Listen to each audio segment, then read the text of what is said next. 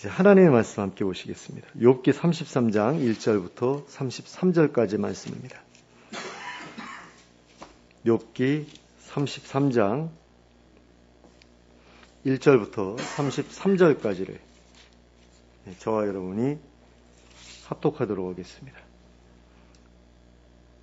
함께 읽겠습니다. 시작. 그런즉 욥이여 내 말을 들으며 내 모든 말에 귀를 기울이기를 원하노라. 내가 입을 여니 내 혀가 입에서 말하는구나. 내 마음의 정직함이 곧 내 말이며 내 입술이 아는 바가 진실을 말하느니라. 하나님의 영이 나를 지으셨고 전능자의 기운이 나를 살리시느니라. 그대가 할 수 있거든 일어서서 내게 대답하고 내 앞에 진술하라.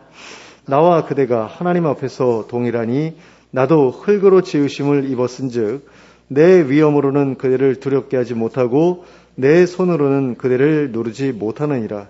그대는 실로 내가 듣는 데서 말하였고 나는 그대의 말소리를 들었느니라.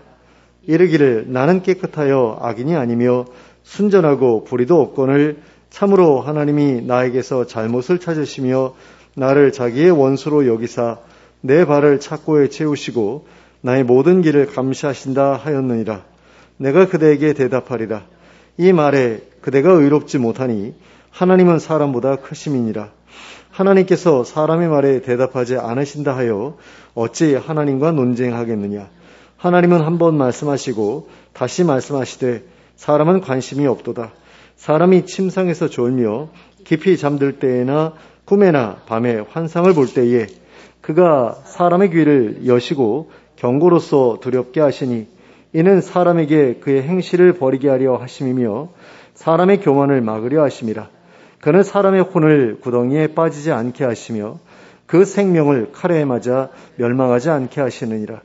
혹은 사람이 병상의 고통과 뼈가 늘 수심의 징계를 받나니 그의 생명은 음식을 싫어하고 그의 마음은 별미를 싫어하며 그의 살은 파리하여 보이지 아니하고 보이지 않던 뼈가 드러나서 그의 마음은 구덩이에 그의 생명은 멸하는 자에게 가까워지느니라. 만일 1천 천사 가운데 하나가 그 사람의 중보자로 함께 있어서 그의 정당함을 보일진데 하나님이 그 사람을 불쌍히 여기사 그를 건져서 구덩이에게 내려가지 않게 하라. 내가 대속물을 얻었다 하시리라. 그런즉 그의 살이 청년보다 부드러워지며 젊음을 회복하리라. 그는 하나님께 기도함으로 하나님이 은혜를 베푸사 그로 말미암아 기뻐 외치며 하나님의 얼굴을 보게 하시고 사람에게 그의 공의를 회복시키시느니라. 그가 사람 앞에서 노래하여 이르기를 내가 범죄하여 옳은 것을 그르쳤으나 내게 무익하였구나.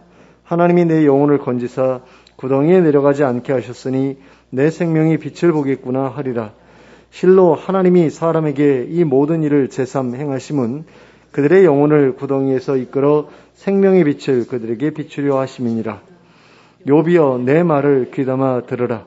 잠잠하라. 내가 말하리라. 만일 할 말이 있거든 대답하라. 내가 기쁜 마음으로 그대를 의롭다 하리니 그대는 말하라. 만일 없으면 내 말을 들으라. 잠잠하라. 내가 지혜로 그대를 가르치리라. 아멘. 욥기 32장에서 처음으로 자신의 모습을 드러낸 엘리후는 이제 욥을 향해 책망과 권면의 말을 쏟아내기 시작했습니다. 1절에서 엘리후는 욥을 향해 내 말을 들으며 내 모든 말에 귀를 기울여 달라고 요구하였습니다. 그런데 엘리후는 본장의 마지막 부분에서도 동일한 말을 반복하였습니다. 31절부터 33절까지의 말씀입니다. 욥이여 내 말을 귀담아 들으라. 잠잠하라. 내가 말하리라. 만일 할 말이 있거든 대답하라. 내가 기쁜 마음으로 그대를 의롭다 하리니 그대는 말하라. 만일 없으면 내 말을 들으라. 잠잠하라. 내가 지혜로 그대를 가르치리라. 자, 자신의 말을 귀담아 들으라고 잠잠히 들으라고 말하고 있습니다. 만일 할 말이 있으면 대답하고 없으면 듣기만 하고 내게서 지혜를 배우라고 말하고 있습니다. 엘리후가 욥에게 이렇게 말하고 있는 이유는 무엇입니까? 욥이 친구들과의 논쟁 가운데 지혜롭지 못하게 처신했다고 판단했기 때문입니다. 그래서 자신이 욥의 잘못을 깨우쳐 주겠다는 것입니다. 그러면 엘리후는 왜 이렇게 욥 앞에서 당당할 수 있었던 것일까요? 3절에 기록되어 있는 바와 같이 자신의 마음은 정직하고 자신의 입술은 진실을 말하고 있다고 믿었기 때문입니다. 스스로에 대해 거짓된 것이 없다고 자신했기 때문입니다. 그래서 엘리후는 그 사실을 당당하게 욥에게 이야기하고 있는 것입니다. 내 마음은 정직해. 내 입술에는 거짓이 없어. 그러니까 내 말을 믿어도 돼. 라는 것입니다. 그리고 이러한 엘리후의 언행과 태도는 어떤 면에서는 예수님의 모습과도 비슷해 보이고 또 어떤 면에서는 예수님을 비판했던 바리새인들의 모습과도 비슷해 보입니다. 그러므로 우리는 여기에서 엘리후가 말했던 방식이나 태도보다는 엘리후가 말했던 내용의 옳고 그름에 집중해야 할 필요가 있습니다. 이처럼 자신의 말에 귀 기울여 줄 것을 요구한 엘리후는 이어서 다음과 같이 말했습니다. 4절 말씀입니다. 하나님의 영이 나를 지으셨고 전능자의 기운이 나를 살리시느니라. 자, 하나님께서 자신을 지으셨다고 말하고 있습니다. 그리고 이것을 뒤집어서 말하면 자신은 하나님께서 만드신 피조물에 불과하다는 말이라고 할 수 있습니다. 그런데 이어지는 6절에서도 이와 동일한 말을 하고 있는 것을 보게 됩니다. 6절 말씀입니다. 나와 그대가 하나님 앞에서 동일하니 나도 흙으로 지으심을 입었은즉. 자, 자신과 욥이 하나님 앞에서 동일하다라고 말하고 있고요. 자신도 욥처럼 흙으로 지으심을 입었다고 말하고 있습니다. 4절 말씀과 거의 같은 의미라고 볼 수 있겠습니다. 그러면 엘리후가 이 말을 하고 있는 이유는 무엇입니까? 바로 7절에 기록된 말을 하기 위해서입니다. 7절을 함께 보시겠습니다. 내 위엄으로는 그대를 두렵게 하지 못하고 내 손으로는 그대를 누르지 못하느니라. 그러니까 나는 너랑 똑같은 하나님의 피조물이다. 그러니 나는 너를 두렵게 할 수 없다. 그러니 나는 하나님에 대한 두려움 때문에 하나님 앞에서 감히 내가 하고 싶은 이야기를 다 말할 수 없다고 했던 것과 같은 핑계는 나에게 대지 말아라. 나는 너를 두렵게 할 수도 없으니 하고 싶은 말이 있다면 하나도 숨기지 말고 다 말해라. 이런 의미라고 할 수 있습니다. 그러니까 앞에서 욥이 그런 이야기를 한 적이 있어요. 하나님이 너무 두려워 나는. 그래서 내가 하고 싶은 말이 많은데 하나님한테 그 말을 다 할 수가 없어. 이렇게 얘기했던 적이 있거든요. 그걸 지금 엘리후가 기억하는 거예요. 너 예전에 그렇게 말했었지. 근데 나는 너랑 똑같은 사람이잖아. 그리고 내가 너를 위협할 수 없잖아. 그러니까 내 앞에서는 하고 싶은 이야기 다 해도 돼. 이런 이야기를 하고 있는 겁니다. 그러니까 엘리후가 지금 욥에게 하고 있는 이야기를 들어보면 예전에 욥이 했던 이야기를 그대로 기억해가지고 다시 들려주고 있는 것을 보게 돼요. 그러니까 굉장히 욥의 말에 귀 기울여서 욥의 말을 들었다라는 것을 여기서 알 수 있게 됩니다. 결국 4절부터 7절까지의 말씀에서 엘리후가 진짜로 하고 싶었던 이야기는 5절에 기록되어 있는 말씀이라고 할 수 있습니다. 함께 보시겠습니다. 5절입니다. 그대가 할 수 있거든 일어서서 내게 대답하고 내 앞에 진술하라. 그러니까 할 말 있으면 다 해라 라는 거죠. 그리고 여기에는 욥이 내 말을 듣는다면 나에게 아무런 대답도 하지 못할 것이다 라는 은근한 자신감이 담겨 있는 것처럼 보입니다. 그런데 우리는 이어지는 구절들을 통해 이러한 엘리후의 자신감이 허황된 것만은 아니었음을 확인할 수 있습니다. 8절부터 11절까지 말씀입니다. 그대는 실로 내가 듣는 데서 말하였고 나는 그대의 말소리를 들었느니라. 이르기를 나는 깨끗하여 악인이 아니며 순전하고 불의도 없거늘 참으로 하나님이 나에게서 잘못을 찾으시며 나를 자기의 원수로 여기사 내 발을 착고에 채우시고 나의 모든 길을 감시하신다 하였느니라. 자, 8절에서 엘리후는 욥은 자신이 듣는 데서 말했고 자신은 욥의 말을 다 들었다라고 말하고 있습니다. 그리고 9절부터는 욥이 했던 말을 그대로 인용해서 이야기하고 있습니다. 욥은 9절에 기록되어 있는 것처럼 나는 깨끗하여 악인이 아니며 순전하고 불의도 없다고 말했습니다. 욥기 6장 30절에서 그렇게 말한 것을 보게 됩니다. 내 혀에 어찌 불의한 것이 있으랴. 내 미각이 어찌 속임을 분간하지 못하랴. 또 16장 17절에서도 그렇게 말했습니다. 그러나 내 손에는 포악이 없고 나의 기도는 정결하니라. 자, 또한 욥은 10절에 기록되어 있는 것처럼 하나님이 나에게 잘못을 찾으시며 나를 자신의 원수로 여기신다고 말했습니다. 그리고 11절에 기록되어 있는 것처럼 내 발을 착고에 채우시고 나의 모든 길을 감찰하신다고 말했습니다. 욥기 7장 19절과 20절에서 그렇게 말했던 것을 보게 됩니다. 제가 읽어드릴게요. 주께서 내게서 눈을 돌이키지 아니하시며 내가 침을 삼킬 동안도 나를 놓지 아니하시기를 어느 때까지 하시리이까? 사람을 감찰하시는 이여 내가 범죄하였던들 주께 무슨 해가 되오리이까? 어찌하여 나를 당신의 관역으로 삼으셔서 내게 무거운 짐이 되게 하셨나이까? 또 욥기 13장 24절부터 28절까지에서도 그렇게 말했던 것을 볼 수 있습니다. 주께서 어찌하여 얼굴을 가리시고 나를 주의 원수로 여기시나이까? 주께서 어찌하여 날리는 낙엽을 놀라게 하시며 마른 건부를 뒤쫓으시나이까? 주께서 나를 대적하사 괴로운 일들을 기록하시며 내가 젊었을 때에 지은 죄를 내가 받게 하시오며 내 발을 착고에 채우시며 나의 모든 길을 살피사 내 발자취를 점검하시나이다. 나는 썩은 물건의 낡아짐 같으며 좀먹은 의복 같으니이다. 자, 이처럼 엘리후는 욥이 했던 말을 그대로 기억해서 다시 들려주고 있습니다. 엘리후가 여기에서 말한 내용들 가운데 욥이 하지 않았던 말은 하나도 없는 것을 볼 수 있습니다. 모두가 욥이 했던 말입니다. 그런 점에서 엘리후는 욥이 했던 말을 정말로 주의 깊게 듣고 기억해 두었던 것이 분명합니다. 그리고 이러한 엘리후의 모습은 욥의 말을 대충대충 흘려 듣고 반박했던 친구들의 모습과 크게 대조가 됩니다. 그러니까 욥의 친구들은 욥이 했던 이야기를 제대로 잘 듣질 않아요. 그냥 대충 흘려 듣습니다. 그리고서 막 공격을 해요. 근데 그 공격하는 내용을 들어보면 얘네들은 욥이 했던 말을 잘 알아듣질 못했구나, 제대로 알아듣질 못했구나라는 그런 생각이 들거든요. 근데 엘리후는 그렇지 않다라는 거죠. 욥이 했던 말을 그대로 반복해서 욥한테 이야기하면서 너 이렇게 말했지라고 지금 이야기하고 있는 겁니다. 엘리후는 이렇게 욥의 말을 그대로 욥에게 들려준 후에 욥이 했던 그 말들이 바로 욥의 문제점이라고 지적했습니다. 12절과 13절 말씀입니다. 내가 그대에게 대답하리라. 이 말에 그대가 의롭지 못하니 하나님은 사람보다 크심이니라. 하나님께서 사람의 말에 대답하지 않으신다 하여 어찌 하나님과 논쟁하겠느냐. 자, 이 말에 그대가 의롭지 못하니라고 되어 있는데요. 이 말이 어떤 말이냐? 앞에서 엘리후가 반복해서 이야기해 주었던, 다시 들려주었던 욥의 말, 그 말이 의롭지 못하다라는 거예요. 그러니까 9절부터 11절까지에 기록되어 있는 욥의 말에 문제점이 있다라고 지금 이야기하고 있는 겁니다. 그것이 바로 욥의 의롭지 못하다는 근거가 된다는 것입니다.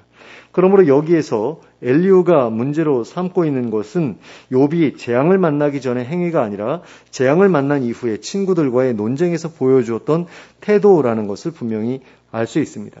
엘리후는 자신이 알지 못하는 욥의 과거에 대해 문제를 삼고 있는 것이 아니라 자기가 그 자리에서 들었던 욥의 말을 문제 삼고 있는 것입니다. 이게 굉장히 큰 차이가 있습니다. 욥의 친구들은 뭘 가지고 욥을 공격합니까? 욥이 지금 굉장한 고난을 겪고 있잖아요. 재앙을 만나서 엄청난 고난을 겪고 있지 않습니까? 근데 그것에 대해서 뭐라고 얘기를 하냐면 너가 분명히 죄를 지었잖아. 그러니까 이런 벌을 받고 있는 거 아니야? 이런 식으로 이제 이야기하면서 자기네들이 욥의 과거가 어떠했는지에 대해서 제대로 알지도 못하면서 욥을 공격하고 억울하게 했잖아요. 근데 엘리후는 그 얘기는 하나도 안 해요. 너 예전에 이렇게 살았지. 그래서 벌 받는 거지. 이런 이야기 전혀 안 합니다. 지금 엘리후가 얘기하고 있는 건 너 친구들하고 논쟁하면서 잘못된 말을 너무 많이 했어. 이게 지금 엘리후가 말하고 있는 겁니다. 책망하는 그 이유가 달라요.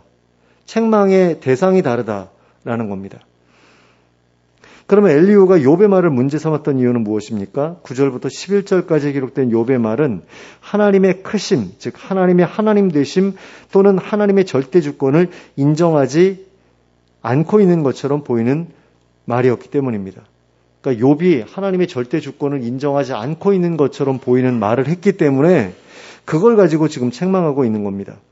9절부터 11절까지에 기록되어 있는 욥의 말은 하나님께서 나에게 이렇게 하시면 안 되는 것 아닙니까? 라는 생각이 밑바탕에 깔려있는 말이기 때문입니다.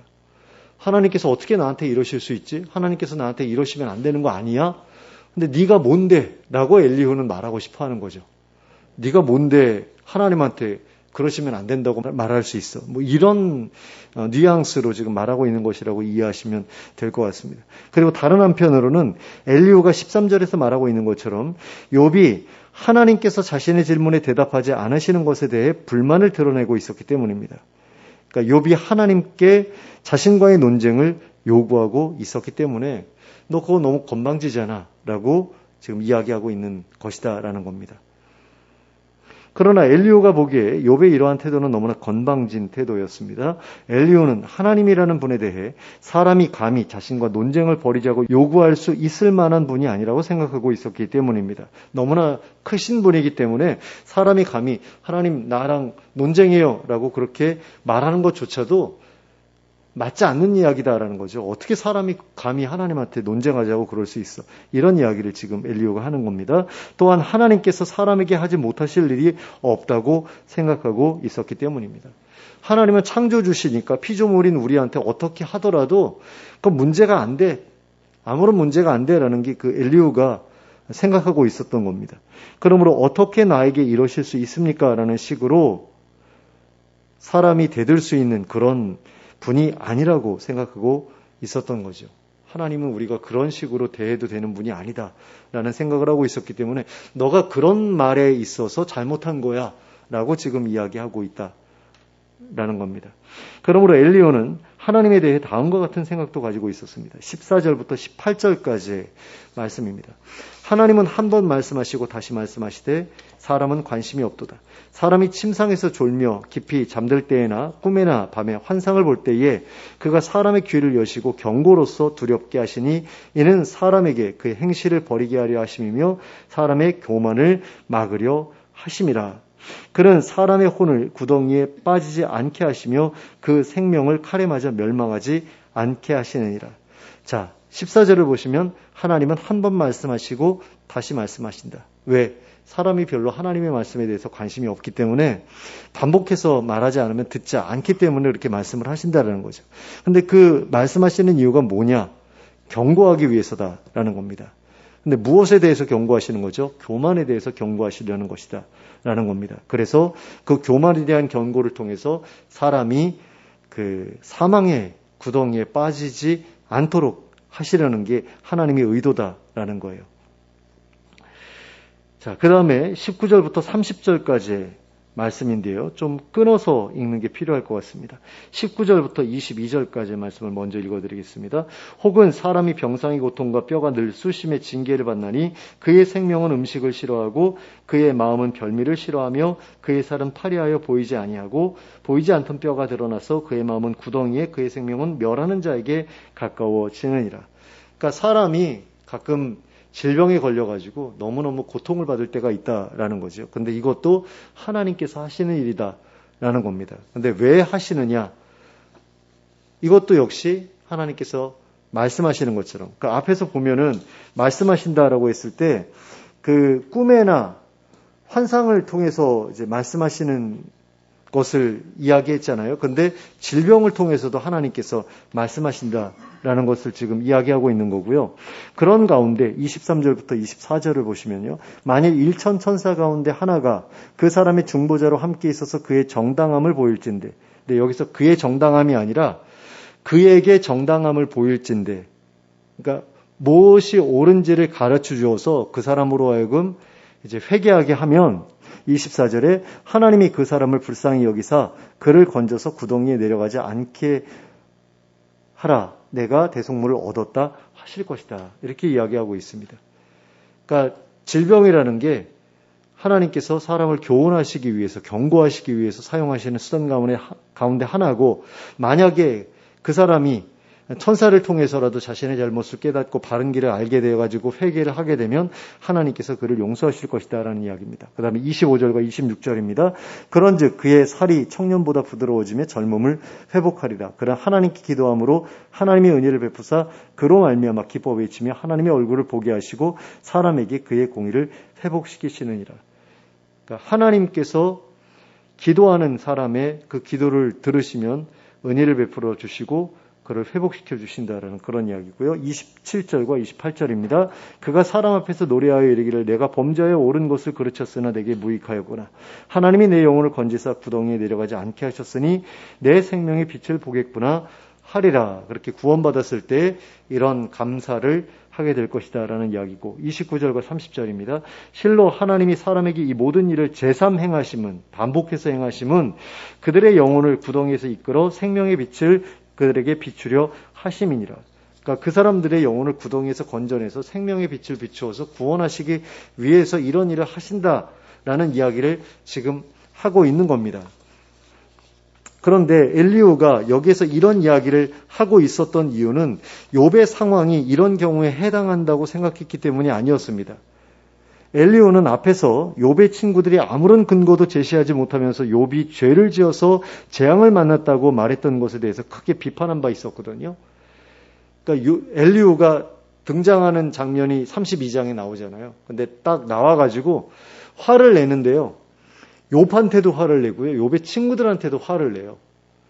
왜 화를 냈느냐? 욥의 친구들도 잘못했기 때문에, 그리고 욥도 잘못했기 때문에 화를 냈던 거죠. 그럼 욥의 친구들이 잘못한 건 뭐냐?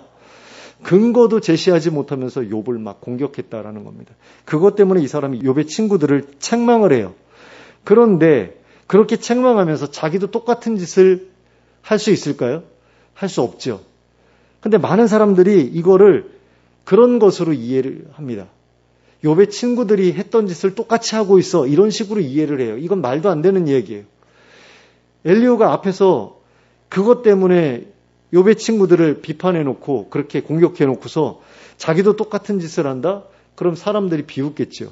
근데 그런 짓을 엘리후가 했을까요? 아닙니다. 그게 아니고 지금 엘리후가 여기서 이 이야기를 하고 있는 것은 하나님께서 얼마나 크신 분인가를 말하고 싶어서 지금 이 이야기를 하고 있는 겁니다. 하나님께서는 꿈을 통해서도 말씀하시고 환상을 통해서도 말씀하시고 질병을 통해서도 말씀하시는 분이야. 그리고 그 사람이 회개하면 그런 것들 다 걷어가서 그 사람을 구원해 주실 수 있는 분이야. 이 엄청난 하나님의 능력을 봐. 라는 걸 말하고 싶어서 이걸 얘기하는 거지. 네가 지금 질병에 걸려서 골골대고 지금 죽어가는 거 이거 네가 죄지어서 그런 거야. 이걸 얘기하고 싶어서 이 이야기를 하고 있는 게 아니라는 거예요. 근데 그걸 서로 연결지어가지고 욥을 공격하기 위해서 엘리후가 이런 이야기를 했다? 이건 말도 안 되는 이야기를 지금 하고 있는 겁니다. 엘리후는 그저 하나님이 어떤 분이신가에 대해서 객관적인 입장에서 이야기하고자 했던 것입니다. 엘리후는 그저 하나님은 사람에게 말씀하시는 분이시며 또 질병으로 교훈하시는 분이라고 말하고 싶었을 뿐입니다. 그리고 이것은 하나님의 절대 주권에 관한 이야기일 뿐이지 욥의 죄에 대해서 말하고 있는 이야기가 아닌 것이다 라는 겁니다. 그러므로 엘리후가 여기에서 했던 말들은 욥의 친구들이 했던 말들과 완전히 결이 다르다라고 보아야 합니다. 엘리후가 여기에서 책망하고 있는 것은 욥의 과거가 아니라 욥의 현재 태도입니다. 엘리후는 친구들과의 논쟁에서 욥이 보여주었던 태도만을 문제 삼고 있습니다. 욥이 하나님에 대하여 자신과의 논쟁에 응하셔야지만 하나님 자신의 의로우심을 증명하실 수 있는 것처럼 말했던 것을 문제 삼고 있다라는 겁니다. 그러나 엘리후가 보기에 이러한 욥의 태도는 너무나 교만한 태도였습니다. 엘리후가 보기에 욥의 태도는 피 좋은 물인 인간으로서 창조주이신 하나님께 취해서는 안 되는 아주 건방진 태도였던 겁니다. 그리고 이러한 엘리후의 생각은 잘못된 것이 아니었습니다. 왜냐하면 하나님께서도 욥에게 찾아오셨을 때 욥의 이런 태도에 대해 건방지다고 책망하셨기 때문입니다. 너 한번 대답해봐. 내가 이런 질문 던질 테니까 대답해봐. 그렇게 얘기를 하죠. 근데 그 이야기를 엘리후도 똑같이 하잖아요. 그러니까 엘리후가 했던 이야기의 그 바통을 하나님이 그대로 이어받아서 욥을 책망하시거든요. 이건 뭐냐? 하나님께서 엘리후의 지적을 인정하셨다라는 거예요. 욥이 이런 부분에서 잘못했어라고 엘리후가 이야기했던 것을 하나님께서 그대로 인정하고 받아주셨다라는 그런 이야기입니다. 근데 오늘날의 많은 기독교인들은요, 욥이 자신이 겪고 있는 고통의 원인에 대해서 하나님께 해명 또는 논쟁을 요구했던 일들을 보면서 마치 아무 잘못도 아닌 것처럼 생각합니다. 욥과 같은 상황에 처하게 되면 누구라도 욥처럼 반응할 수 있다면서 아주 너그럽게 반응하는 것을 보게 됩니다. 고난이 임했을 때 하나님께 고난의 이유를 묻는 것이 무슨 문제냐라고 생각하는 거죠. 이유 없는 고난으로 하나님께 서운한 마음이 들었을 때 그 서운함을 정직하게 토로하는 것이 무슨 문제냐 하고 생각합니다. 오늘날의 기독교인들 중에는 그렇게 생각하는 사람들이 적지 않습니다. 저도 사실 그렇게 생각해 왔습니다. 그래서 제가 욥기를 지금 1장부터 계속해서 강해해 왔는데요. 그 가운데에서 우리도 욥처럼 그렇게 정직하게 자신의 그 속에 있는 마음을 하나님 앞에 보여드려야 된다라고 이야기를 하면서 욥의 태도를 긍정적으로 이야기했던 그런 내용들이 앞에 있습니다. 근데 지금 여기 와서 돌아보니까 내가 잘못 이야기한 거 아닐까라는 그런 생각이 드는 겁니다. 왜냐? 엘리후가 그것에 대해서 잘못됐다라고 지금 이야기하고 있거든요. 근데 하나님께서도 나중에 잘못됐다라고 얘기를 하시기 때문에. 오늘날에는 속에 있는 그 생각들, 하나님에 대한 서운한 감정들, 원망하는 마음들, 그런 거 숨기지 말라고 가르쳐요. 상담이나 심리학 배운 목사님들이 특히 그러거든요. 그런 거 이게 속에 담아놓으면 병되고, 다 정직하게 하나님 앞에 쏟아내면, 그러면 이제 그 속의 응어리도 풀리고, 그러면서 회복되고, 그러면서 그걸 굉장히 긍정합니다. 그리고 실제로 성경에도 그런 인물들이 가끔씩 등장해요. 예레미야 선지자, 다윗 같은 경우에도 자기를 너무나 괴롭히고 자기를 막 죽이려고 그렇게 암살 시도를 하고 이런 사람들에 대해서 하나님께 저주하거든요. 하나님, 저 새끼들 죽여주세요. 이런 식의 그런 내용들이 시편과 예레미야서 같은데 그대로 나오거든요. 그걸 보면서 우리도 이래야 돼 라고 생각하는 그런 분들이 꽤 많습니다. 근데 정말 어쩔 수 없는 상황에서 그럴 수도 있다라고는 생각을 해요. 얼마나 괴로우면 그러겠어라는 그런 생각을 우리는 충분히 할 수 있습니다. 그런데 엘리후는 그것에 대해서 그건 너무 건방진 거 아니야 라고 이야기를 하고 있는 거죠. 하나님 앞에서 그래도 돼? 그거 아닌 것 같은데? 그런 이야기를 지금 하고 있는 겁니다. 70년대, 80년대 이전까지만 해도요, 기독교인들에게 있어서 하나님께 좀 욥이 했던 것과 같은 그런 질문을 한다는 것은 너무나 어려운 일이었습니다. 그때만 해도 하나님을 두려운 하나님, 어려운 하나님으로 여기는 사람들이 대부분이었기 때문입니다. 그런데 이제는 하나님을 너무나 편안한 분으로 여기는 분위기로 바뀌었습니다. 하나님께서는 우리를 너무나 사랑하시기 때문에 어지간한 것들에 대해서는 뭐라고 하지 않으신다고 믿는 분위기가 되었습니다. 심지어 어떤 이들은 하나님께서는 우리가 죄 짓는 것까지도 어지간하면 용서해 주신다라고 생각하면서 죄 짓는 것을 하나도 두려워하지 않는 그런 것처럼 보이기도 합니다. 그러니까 어느 순간부터 그렇게 바뀌었어요. 그러니까 교단마다 교단의 색깔, 그 교리 색깔이 굉장히 강했었거든요, 옛날에는. 그래가지고 감리교하고 장로교가 서로 막 이단이라고 그러면서 싸웠던 그런 시기가 있었잖아요. 그러다가 나중에 복음주의라는 게 부각되면서 그 복음주의 안에서 장로교하고 감리교하고 교리가 서로 다른 교파들이 서로 존중하고 인정하는 어떤 그런 분위기로, 화합하는 분위기로 갔어요. 그 정도까지는 근데 나쁘다라고 생각하지 않습니다. 근데 문제는 뭐냐면 그런 가운데 어느 순간에 그 긍정신학이라고 하나요? 뭔가 이렇게 사람을 굉장히 존귀한 존재로 막 이렇게 높이면서 하나님께서 우리를 너무나 사랑하신다라는 걸 강조하면서 그 사람의 어떤 부족함, 연약함 이런 것들을 그냥 한눈을 감고 넘어가는 듯한 어떤 그런 분위기가 기독교 안에 편만해지기 시작했다라는 거죠. 근데 지금 엘리후는 그거에 대해서 지금 딴지를 걸고 있는 것 같아요. 그래서 오늘날 엘리후의 이 이야기가 굉장히 의미가 있는 그런 말이 아닌가라는 그런 생각을 하게 됩니다. 하나님은 우리가 그렇게 편안하게 생각하고 가볍게 생각해도 되는 분이 아니죠. 우리가 지난주에 공부했던 그 하나님의 러브레터라는 책에서도 그런 이야기를 하잖아요.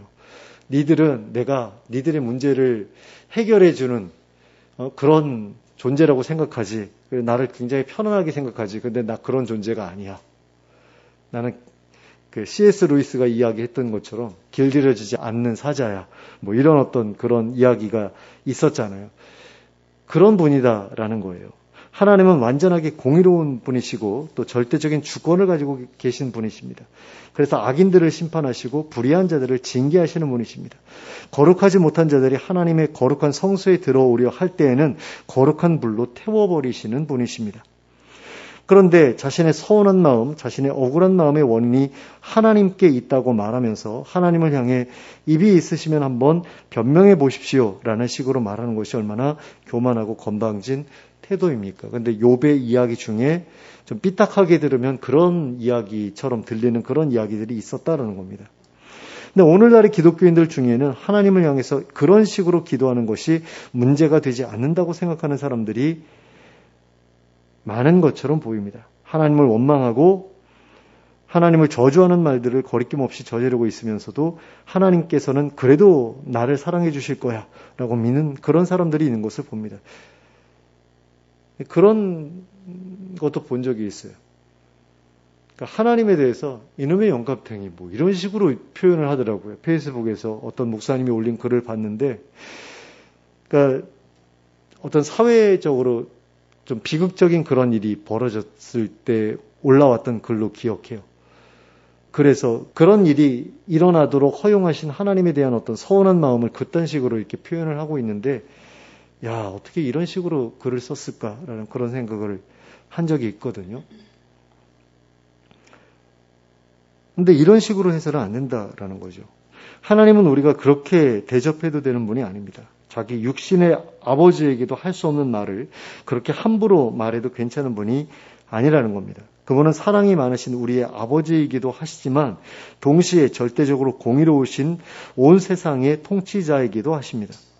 그분은 온 세상의 주인이시고 세상의 모든 일들을 친히 주관하시는 분이십니다. 그리고 온 세상을 감찰하고 계시다가 마지막 날에 의인과 악인을 구별하여 심판하실 분이십니다. 그런 분을 향해서 우리가 마땅히 지켜야 할 예의라는 게 있습니다. 그 예의를 배우고 지키는 우리가 될 수 있길 바랍니다. 온 세상의 통치자이신 그분 앞에 늘 겸손함을 잃지 않는 우리가 될 수 있길 바랍니다. 무엇보다 극심한 고난 가운데 있을 때에도 하나님을 원망하지 아니하고 하나님께 더욱더 의지하는 우리가 될 수 있길 바랍니다. 그리하여 평상시에 의로운 삶과 더불어서 고난 중에 의로운 태도로 말미암아 욥보다도 더 의로운 자로 하나님 앞에서 칭찬을 받는 우리 모두가 될 수 있기를 예수 그리스도의 이름으로 축원합니다. 함께 기도하겠습니다. 사랑과 은혜가 풍성하신 하나님 아버지, 우리가 성경에 나오는 믿음의 선배들을 보면서 그들이 보여주는 모든 모습을 긍정적으로 보려 할 때가 있습니다. 하지만 그들의 모습 속에도 본받지 말아야 할 모습이 있음을 기억하게 하시고 그들보다 더 나은 모습을 추구하며 살아가는 저희가 되게 하여 주시옵소서. 욥이 고난 가운데서 보여주었던 모습 속에서도 본받아야 할 것과 본받지 말아야 할 것을 잘 분별하게 하시고 하나님께서 기뻐하실 만한 모습만을 취할 줄 아는 저희가 되게 하여 주시옵소서. 특히 까닭 없는 고난 가운데 있다고 해서 우리의 모든 태도가 용납될 수 있는 것이 아님을 기억하게 하시고 하나님 앞에서 겸손한 태도를 잃어버리지 않는 저희가 되게 하여 주시옵소서.